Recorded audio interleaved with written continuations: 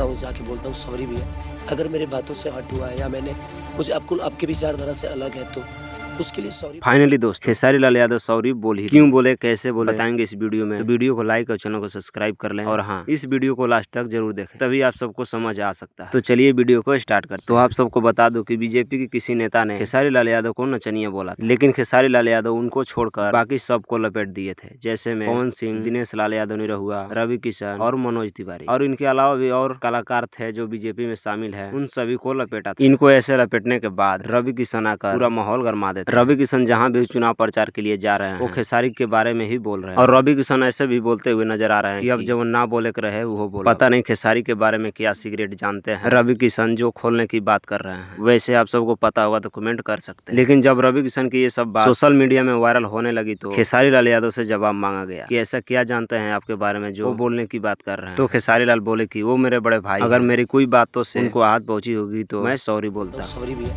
अगर मेरे बातों से हर्ट हुआ है या मैंने मुझे आपके विचारधारा से अलग है तो उसके लिए सॉरी।